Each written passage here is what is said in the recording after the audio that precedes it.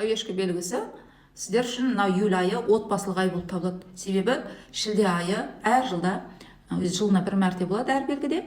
Бұл отбасылық ай. Келесі жылға дейін сыйласып, отбасы, әулет, ана, ата, бала, міне сол жерде жылулық сыйлайтын кезеңдеріңіз, күш жинайтын кезеңдеріңіз бір жылға жетерлік.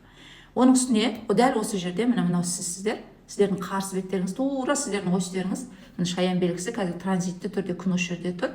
Бұл сіздердің жетінші салаларыңыз болып табылады. Бұл дегеніміз үйленуге, отау құруға, өздеріңіз тұрмысқа шығуға ниет, адам іздей бастайсыздар, қыз іздей бастайсыздар. Егер де тұрмыс құру немесе неге актуальды болмаса, бір жұмыс іздейсіздер, жұмыстарыңыз кеңейтесіздер, кәсіптеріңізді ауыстырасыздар. Себебі бұл жерде жаңа ай туылады. Жаңа ай туылған деген сөз, жаңа ситуациялар, жаңа адамдар өмірлеріңізге пайда болады. Егер де қастарыңызда жар күйеулеріңіз бар болса, бір-біріңізбен сыйласуды үйренесіздер. Қарым-қатынас құрып үйрену бұл үлкен еңбек екенін сіздерден артық түсінетін белгі жоқ деп ойлаймын. Бір-біріңізге екеуіңізден артық ең бір жаны ашитын адам жоқ екенін әлемде, оны да түсінесіздер. Егер жасы үлкен адамдар болсаңыздар, өз кеуделеріңізбен өздеріңіз сырласып, өзіңізге кеудеңізге өзіңіз жаңағы пәтерші болуды үйренесіздер. Тағы да бір маңызды, сіздердің белгілеріңізде тауешкі белгісінде екінші мәрте айдың толуы болады. Ай толғанда үнемі нәтижелер қорытынды кезеңі. 21 маусымда өткен айда тура сіздердің белгілеріңізде айдың толуы болған, енді тағы да болады. Негізі жылына әр белгіде бір мәрте болу керек, бірақ бұл жолы басқаша болғалы тұр. 2 мәрте үлкен бір қорытынды кезеңіңіз деген сөз, бұл деген сөз. Естеріңізге ұстап қойыңыздар, 21 маусым аралығында бір апта бұрын, бір апта кейін қандай істермен жүгірдіңіздер, қандай құжаттар келді, қандай ойлар болды, қандай бір ситуациялар келді өмірлеріңізге.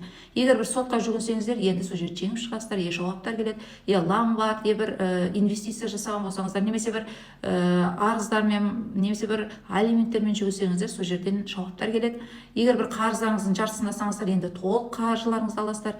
Әйтеуір сіздерге өте жағымды жағынан, және сіздерге бір көмек қолына, сіздерге бір жүгінетін адамдар көбейеді. Сіздер бір таң секілді, ешкімнің көңіліне қарамай, мен деген адамдардың өзіменен тіл табысып, тіпті соларға қарсы келіп, немесе бір мемлекеттік инстанциялар болса, сол жерлердің барында бір кесіп, өздеріңіздің бір істеріңізді бітіретін боласыздар. Үлкен бір қаржылар, себебі бұл жерде жер белгісі нақты, бұл жерде сезім жоқ, бұл жерде міндетті түрде бір материалдық жағдай үшін үлкен күш жұмсайтын боласыздар, көмек беретін боласыздар. Тіпті қарт адамдар бірге қайырымдылық жасау, туған туысқандарыңызға бір ақша жинау, соларды өзгелерге соны айту, көмектесу, сондай да